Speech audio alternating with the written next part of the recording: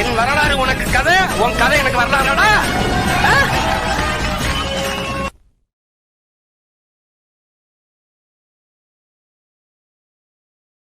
செல்வம் இல்லை, மனித வளம், ஹியூமன் ரிசோர்ஸ், அதுதான் மிக முக்கியமானது.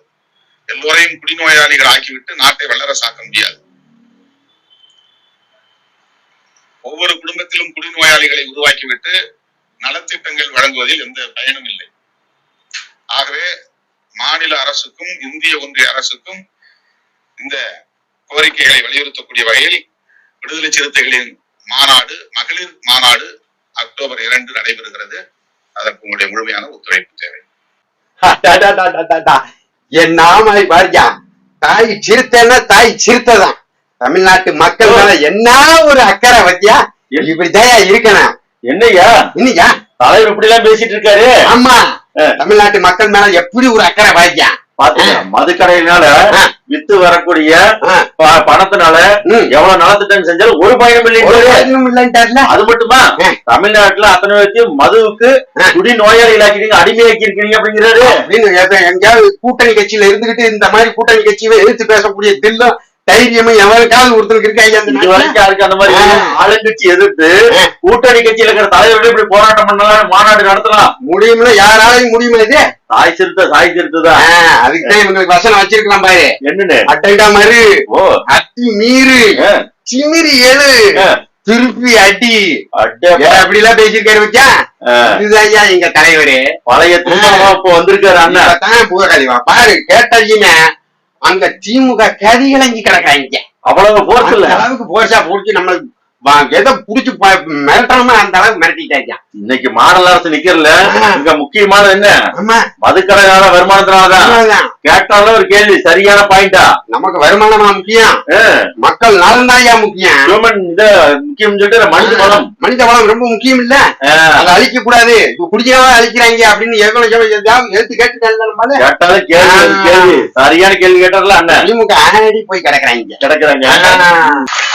1999 விடுதலை சிறுத்தைகள் முன்வைத்த தேர்தல் அரசியலில் அடியெடுத்து வைத்த போது முன்வைத்த முழக்கம் ஆட்சியிலும் பங்கு அதிகாரத்திலும் பங்கு.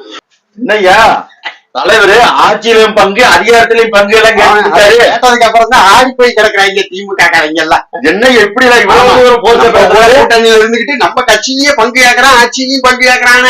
நம்ம ஊர் இருந்து நம்ம கூட்டணியில இருந்து இங்க ஆட்சிக்கு வந்திருக்காங்க. அப்ப நமக்கு ஆட்சியில பங்கு கொடுக்கணும் இல்ல, சும்மா விட்டுருவாங்க. சும்மா சாதாரணமா திருமாவளவன் மட்டும் இல்ல, அதிகாரத்துல எங்களுக்கு பங்கு வேணும் பதில் கேட்பாருன்னு நினைக்கிறேன். கேட்டுருவாரு கொடுத்துதானே ஆகணும். என்ன பண்றாங்க பாப்பா. சமூக ஊடகங்கள் எங்க திரும்பினாலுமே திருமண மக்கள் எல்லாம் புகழ் தான். சாதாரண திருத்தில கேட்டாலும் ஒரு கேள்வி, சரியான கேள்வி. ஆட்சி மாதத்துல கை வச்சுட்டாரா இல்லையா? சமூக நீதியை காக்கணும் சும்மாவா? சமூக நீதி, சமத்துவம் எல்லாத்தையும் காக்கறதுக்காகவே அப்படிங்கிறதுக்காக கேட்டிருக்காருல்ல. விடுதலை சிறுத்தைகளா சும்மாவா? சாதாரணமா எடுத்துக்கூடாது யாரு.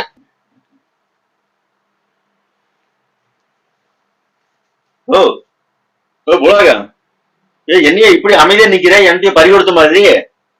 எல்லாத்தையும் பறி கொடுத்தாச்சு. ஏன் என்னாச்சு? ஆபரேஷன் சக்சஸ், ஆனா பாடி டெட் பாடி ஆயிருச்சு. என்னையா சொல்ற? ஆமையா, போன வாரம்லாம் இவர் பேசுனதை கேட்டு கைகால் விளங்காதவன் கூட எந்திரிச்சு ஆட்டம் போட்டுக்கிட்டு இருந்தான், அவ்வளவு உணர்ச்சி வசப்பட்டு. எப்படி அக்டோபர் 2 மாநாடு போனோம்னா தயாராகிருப்பாங்கன்னு நினைக்கிறேன். தயாராக நம்ம போயிடணும், மாநாடு போய் வெற்றி பெற வச்சு நினைச்சிட்டு குடிய மீட்கணும் இல்ல மக்களை. ஆமா, இப்ப என்னாச்சு? எல்லாம் அப்படியே தலைகீழா மாறி போச்சு. ஏன்? அமெரிக்காவில இருந்து நம்ம ஆளு வந்தாருல்ல தலைவரு. ஆமா, உடனே அறிவாலயத்துக்கு கூப்பிட்டு விட்டாராட்டு இருக்குது. அண்ணனிவா? ஆமா. ஓ, ஏன் எதுக்கு மாநாடு பேசியிருக்காரு? பயங்கரமான கூப்பிடாம விடுவாங்களா? எதுக்கு நீங்க மாநாடால நடத்திட்டு விடுங்க, முதல் கட்டமா ஒரு 1000 மதுக்கடைகளை மூடின்னு சொல்லிட்டாரு தலைவரு. அப்படி சொல்லி இருந்தாத்தையும் பரவாயில்லையா? அப்புறம் என்ன, உள்ள போய் என்ன நடந்தது ஏதுன்னு தெரியல. இங்க வந்து வெளியில பேசும்போதெல்லாம் ஆட்சியில பங்கு அதிகாரத்துல பங்குன்னாங்க. அப்புறம் உள்ள போனதையும் அறிவாலயத்துக்குள்ள போனதையும் ஆளாளுக்கு காலை புடிச்சு தொங்குன்னு ஆகி போச்சா என்னன்னு தெரியலையா? வெளியில வந்ததையும் அப்படியே உள்டாவா மாத்தி பேசிட்டு இருக்காரு.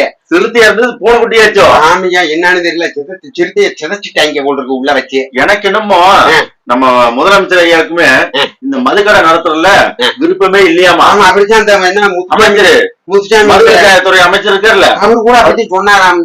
ஆமா, அதாவது முதலமைச்சருக்கு இந்த மதுக்கடையில் நடத்துறதுல விருப்பம் கிடையாது, இஷ்டம் இல்லாம தான் நடத்திட்டு இருக்காங்க. அதனால சரி நான் திருமாவளவன் அண்ணன் கூப்பிட்டு நீங்க மாநாடு நடத்த போறீங்க, சரி முதல் கட்டமா ஒரு 1000 கடையில நடத்துருவோம் அப்படின்னு சொல்லிருப்பாங்க. அப்படித்தான் நாங்களாம் எதிர்பார்த்தோம். கடைசியில பார்த்தா நாங்களே 2 பேர்த்த அனுப்பிச்சு விடுறேங்கிறாரு. எதுக்கு? கடை அடைக்கிறக்கா? கடை அடைக்கிறதுக்கு இல்ல, குடிக்கிறதுனால மதுக்கடையினால எவ்வளவு பாதிப்பு ஏற்படுதுங்கிறத மக்களுக்கு விழிப்புணர்வு ஏற்படுத்துறதுக்கு அந்த மது ஒழிப்பு மாநாட்டுல பேசுறதுக்கு. யார்? திமுக சார்பில்? திமுக சார்பில் யாரு? அந்த RS பாரதியும் TKS இளங்கோவன் ஒரு 2 பேர் வராங்களா மாநாட்டுல பேசுறதுக்கு. இல்ல என்னை பார்த்த உனக்கு பைத்தியக்காரன் மாதிரி தெரியுதா?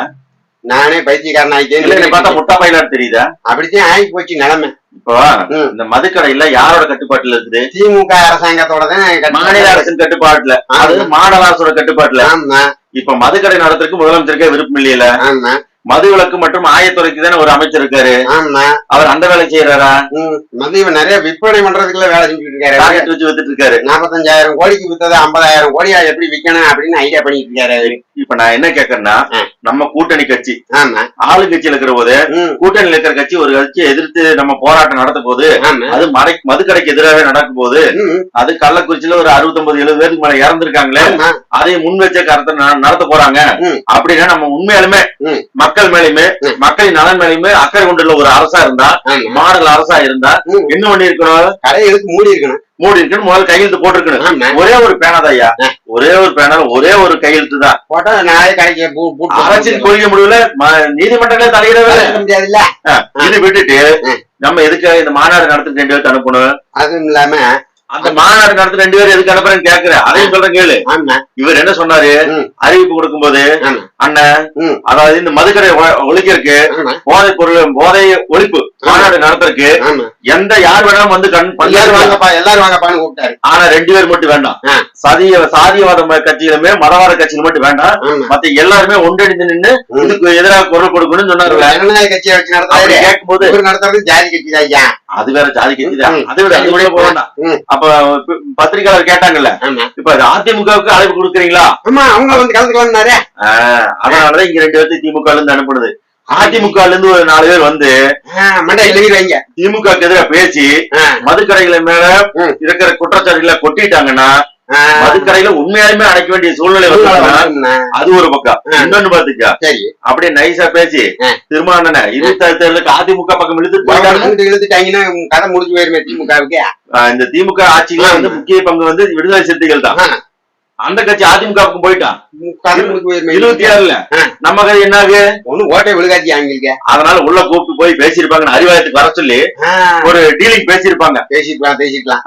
பேசுனதுல என்ன நடந்திருக்கு? சரி, அண்ணனுக்கு எது நிறையணுமோ நிறைஞ்சிருக்கேன். அதனால வெளியில வந்து நேக்கா எப்படி சொல்றாரு வேறு, மது ஒழிப்பு மாநாடு இல்ல மது குறைப்பு மாநாடுங்கிற மாதிரி ஆயிடுச்சு. இது படிப்படியா குறைக்கிறத பத்தி சொன்னாங்களா? டாஸ்மாக் கடையெல்லாம் பூரா 18ஆம் படி கருப்பு மாதிரி எல்லாம் படிக்கட்டியா கட்டி வச்சு 25 அடி 30 கட்டி வச்சு மேல வச்சிருக்காங்க. எல்லாரும் ஏறி போய் வாங்கி குடிக்கிறதுக்கு ரொம்ப சிரமப்படுறாங்க. அதனால ஒவ்வொரு படியா தட்டி அப்படி குறைச்சிருவாங்கன்னு நினைக்கிறேன். படிக்கட்டையும் குறைப்பாங்க. அப்படி சரக்கு விற்கிறதா குறைப்பாங்க, கடை குறைக்கிறது இல்ல. அதே குறைக்கிற மாதிரி அதுக்கு பிறகு படிப்படியா குறைக்கிறது, படிப்படியா குறைக்கிறது. அது மட்டுமா அண்ணன் வந்து சொன்னார்ல, மதுக்கடைகளை மூடுங்கிறது அவ்வளவு சாதாரண விஷயம் இல்ல. என்னடா இது அன்னைக்கு அவ்வளவு வீரமா பேசிட்டு இப்ப இப்படி வேற சொல்லிட்டாரு. அது இந்த வாரம், அது போன வாரம். இப்ப அதுக்கு அடுத்து என்ன சொல்றாரு, நம்ம உணர்வு பூர்வமான ஒரு விஷயத்துல கை வச்சிருக்கிறோம். சரக்கு அடிக்கிறது அவ்வளவு உணர்வு பூர்வமானதா? அது மட்டுமா, பல பேர் IAS படிச்சுட்டு சாராய கடை வேலை செய்யுது, ரொம்ப வருத்தமா தான் இருக்குது. கஷ்டப்பட்டு படிச்சு வந்திருக்காங்க, அவங்க குழப்பம் கிடைக்க கூடாது இல்ல. இதெல்லாம் பரவாயில்ல. அடுத்து ஒண்ணு சொன்னாரு பாரு, அதாவது இந்த மதுக்கடைகளை அடைக்க சொல்லி போராடணும்னா பெரும் தொழிலதிபர்கள் எல்லாம் இருக்காங்களே, அவங்க எதிரியாக பார்க்கக்கூடிய சூழ்நிலை உருவாகுதாமா. அது யாருன்னு பார்த்தா, யாரு? ஜெகத் ரட்சகன், PR பாலு. ஓ இவங்க பெரும் தொழிலதிபர்களா? திமுக தானே இருக்கீங்க. ஓ அவங்க கோவிக்க கூடாதுல்ல. அப்ப அறிவாலயத்துல கூப்பிட்டு இதைத்தான் பேசியிருப்பாங்களோ? அதான் நல்லாவே வெட்ட வெளிச்சமா தெரியுது, நிலா வெளிச்ச மாட்டான். இப்ப மாடல் அரசுமே இந்த விடுதலை சிறுத்தைகள் கட்சியும் சேர்ந்து என்ன பண்ணிக்கிறாங்கன்னா, தமிழ்நாட்டு மக்கள் அத்தனை பேருமே முட்டாளுங்க, ஆமா அறிவு இருக்காது, திருமாவளவன் பேச்ச கேட்டா பைத்தியக்காரனாச்சும் ஆகணும். ஆமா ஒட்டுமொத்த தமிழ் மக்களையும் என்ன நினைச்சிருக்காங்க, நம்ம என்ன சொன்னாலும் நம்பிடுவாங்க, ஒரு கையெழுத்துல போட்டு அத்தனை கடையில அடைக்கிறத விட்டுட்டு நாங்க 2 பேருக்கு பேசுறதுக்கு பேச்சாளருக்கு ஏதாவது குறைவாத்திய விடுதலை சிறுத்தைகள்ல இல்ல நிறைய இருக்காங்க. அப்படி வேணா நான் வச்சு நிறைய பேர் பேச்சாளர் இருக்கிறாங்க. வேணா எங்க அக்கா காளியம்மாள் கூட கூப்பிட்டு போயிட்டு விடுங்க விட்டு பேசுறத பாருங்க. அப்புறம் நிறைய பேர் இருக்கிறாங்களே. இப்ப நாம மதுக்கடைக்கு நடத்துறோம், நம்ம கலக்கு கொடுத்தா பரவாயில்ல. உண்மையா சொல்ல போனா அண்ணன் செந்தமிழன் சீமான் சொல்லிக்கிறாரு, மதுக்கடையில ஒழிச்சே ஆகணும், அது போதை இல்லாத நல்ல ஒரு தமிழ்நாட்டை உருவாக்கணும். அந்த மதுக்கடையில அடைப்பான்னு சொல்லி சொன்னது அண்ணன் செந்தமிழன் சீமான் தான். முதல்ல குறிப்பா நமக்கு அழைப்பு கொடுத்துருக்கணும். அழைப்பு கொடுக்காட்டி பரவாயில்ல, யார் நம்ம அண்ணன் தானே. அதுல இன்னும் இருக்காது, இத கூப்பிடாத காரணம் இன்னொன்று இருக்குது. என்னது? நம்ம கூட இருந்த இன்னைக்கு தமிழ்நாடே போட்டி கொண்டாடுற அளவுக்கு வளர்ந்துட்டானேங்கிற பொறாம. வெறும் 8 வருஷத்துல நம்ம அங்கீகாரப்பட்ட கட்சி ஆயிடுச்சு. 30 வருஷமா கட்சி ஆரம்பிச்சு இன்னும் அங்கீகாரம் வாங்க முடியல. நம்ம மாதிரி 8 வருஷத்துல இவ்வளவு தூரம் வந்து கூட்டணி வைக்கிறோம், இங்க கூட்டணி வைக்கிறோம், வச்சு எல்லாம் பண்ணியுமே நம்மளால அங்கீகாரம் வாங்க முடியல. இப்பதான் வாங்கியிருக்கா. ஆனா 8 வருஷத்துக்குள்ள 2 பேரும் சேர்ந்து ஒரே மாதிரி வாங்குற மாதிரி ஆகி போச்சே. சாதாரண மக்கள் வேட்பாளரை போட்டு ஓட்டுக்கு காசு கொடுக்காம கொள்கை தத்துவத்தை மட்டும் வச்சு இத்தனையும் பண்ணி வந்துட்டானுன்ற ஒரு பொறாமையா இருந்தாலும் இருக்கு திருமாவளவன். அதனால இருக்கு. அதனால கூப்பிடுவாரு, அண்ணன் கவலைப்பட மாட்டோம், கவலை இல்ல. இந்த விஷயத்துக்கு வருவா. சரி, மதுக்கடைய 2 அக்டோபர் 2 மாநாடு நடக்குமா நடக்காதா? அதுக்கும் கூட இன்னும் ஒரு 10 நாள் தான் இருக்குது. என்ன சொன்ன நடக்காது கூட சொன்னாலும் சொல்லி போன வாரம் அப்படி வீரவசனம், இந்த வாரம் இப்படி, அடுத்த வாரம் எப்படி? அதை குறைச்சலன்னு சொல்லிட்டாங்களாப்பா. எதுக்குப்பா காசை நாங்கள செலவு பண்ணிக்கிட்டு மாநாடு வேண்டாம் ஒண்ணு வேண்டாம்னு சொன்னாலும் சொல்லுவாரு. ஏன்னு கேளு, சிறுத்தைகளை மாதிரி ஒரு பைத்தியக்கார கூட்டம் எதுவும் இல்லைங்கிறது திருமாவளவனுக்கு நல்லா தெரியும். ஆமா, அவர் என்ன சொன்னாலும் நம்புறாங்க. என்ன சொன்னாலும் நம்புறாங்கன்னா அவனுக்கு மாதிரி ஒரு பைத்தியக்காரன் அவங்க பின்னாடி போயிட்டு இருக்காங்க இல்ல. அதே மாதிரி தமிழ்நாட்டுல அவங்க வேற அப்படி நம்பிட்டு வரலாம். ஒட்டுமொத்த தமிழ் மக்களும் நம்ப வரலாம். இதுல இன்னொரு ட்விஸ்ட் வச்சாரு. அதாவது மது ஒழிப்பு வந்து தமிழ்நாட்டு மட்டும் இல்ல, ஒட்டுமொத்த தேசியத்திலயும் இருக்கணுமாமா. ஓ, எப்படி நேக்கா தப்பிக்கிறப்பா ஒருத்தருக்கு எந்திரிச்சு நிக்கவே முடியலையா, முண்டாட்டி கேக்குதான்.